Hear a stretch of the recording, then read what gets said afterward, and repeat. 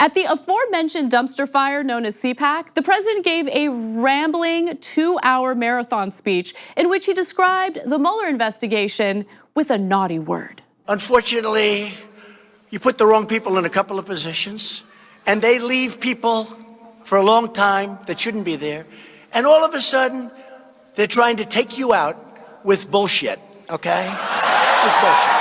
There might be a couple of things you find striking in that clip. First off, a sitting president cussed on stage. Not in a closed-door meeting, but on stage in front of at least 100 morons. Secondly, we didn't bleep it.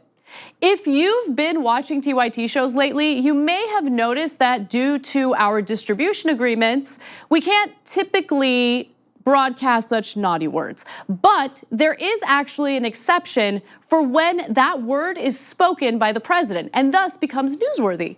Let's take a moment to really dissect how insane that is, how incredibly crazy our world is right now, where I can't say something like, the president has turned the White House into a shithole. But I can say the president referred to certain countries as shitholes. Isn't that insane? I can't say the president's ramblings are complete and utter bullshit, but I can absolutely say the president referred to the Mueller investigation as bullshit. Trump's S-bomb is the latest in a long series of actions that, let's face it, would have disqualified politicians in the past. But in today's political world, it seems certain lawmakers can get away with it. Just how much have things changed in recent years? I went deep into the political vault to find out. Before I get into it though, this process was pretty frustrating. To be fair, politicians throughout the ages have done some pretty terrible things, but were able to maintain their careers. But still, there's a lot that Trump has done that should have definitely disqualified him, but hasn't. First up, temperament. Our president throws tantrum after tantrum, but keeps coming back. Believe it or not, there was a time when even a momentary outburst could cost you an entire political career. Just ask Howard Dean. We're going to South Dakota and Oregon and Washington and Michigan, and then we're going to Washington, D.C. to take back the White House. Yeah! Look, I feel like that's the way I would celebrate a victory, but look, it's worse when you look at it with that 2004 video quality. But how about the specific issue of a candidate taking aim at the press?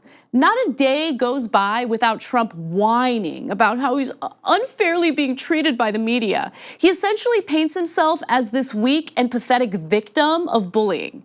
Yet his voters still stick with him. I'd be embarrassed, but that doesn't seem to be a human emotion that the Trump base is capable of feeling. This wasn't always the case though. During the 1972 presidential election, a local newspaper column attacked candidate Ed Muskie of Maine and his wife, accusing him of, among other things, using an ethnic slur against French Canadians. I know, New England problems, am I right? Anyhow, Muskie was on track to win the New Hampshire primary by a landslide until this moment where he called out the man who ran the piece. He's proved himself to be a gutless coward. Maybe I said all I should on that point. But it's fortunate for him he's not on this platform beside me. You're a good woman. Wow, did you see that? No, you didn't, because nothing really happened by our standards today. At the time, the media called Muskie out for being too emotional. The Washington Post wrote he broke down 3 times in as many minutes. The Boston Globe wrote Muskie was weeping silently. Muskie still won the primary, but failed to meet expectations, and his campaign never recovered. Fast forward to today, and you'll find our president whimpers about fake news all the freaking time, yet somehow his base still thinks of him as this powerful alpha dog. It makes no sense. Now for something more substantive, like foreign policy. Is there anyone out there who truly believes that our president actually has a firm grasp of what's happening around the world? No, yet history is littered with the careers of politicians who were effectively disqualified when it was revealed that they might not know anything about the world. So you agreed with President Obama on Libya or not? Okay, Libya.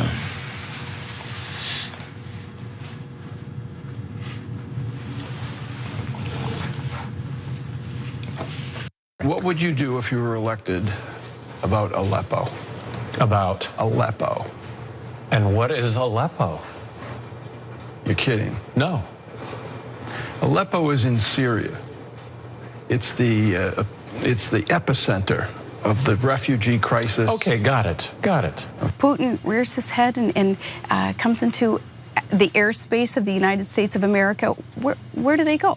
It's Alaska. It's just right over the border. Isn't it kind of shocking that Gary Johnson wasn't the dumbest Republican candidate in the 2016 election? Anyway, how about something more serious, like signaling to racists? Senate Majority Leader Trent Lott made these comments at an event celebrating Senator Strom Thurmond. He's Strom Thurmond. Anyway, he was celebrating his 100th birthday. When Strom Thurmond ran for president, we voted for him. We're proud of it. And if the rest of the country had followed our lead, we wouldn't have had all these problems over all these years either. If you're listening to the podcast version of this show, I highly recommend you find a way to watch the video version of this show because that was incredible. That might seem like a nice thing to say at a dinosaur fossil's birthday party, except for one, oh man, that is harsh. Except for one thing. Thurmond was a racist dinosaur fossil and ran for president in 1948 as a segregationist. Lott resigned his leadership position for that statement. But Trump has made far less veiled racist statements during his time in the public eye.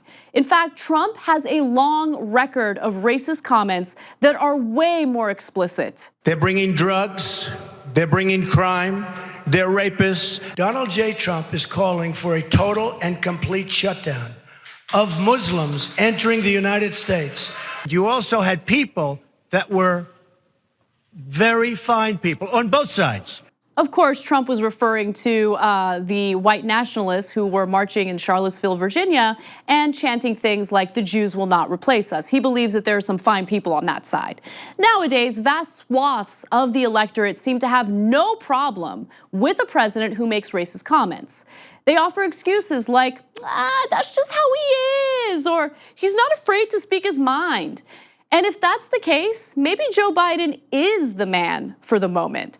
Just listen to what he said back in 2008. In Delaware, the largest growth in population is Indian Americans moving from India.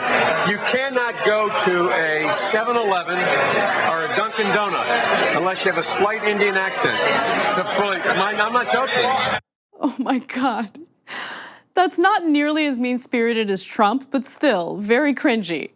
We don't have time to play the clip in which Biden tells a man in a wheelchair to stand up, but we do have time to thank you for watching or listening. Oh, you know you want to see more videos like this. Just subscribe to the channel below. And don't forget to become a TYT member and download the TYT Plus app on your phone. Head over to tyt.com/join today.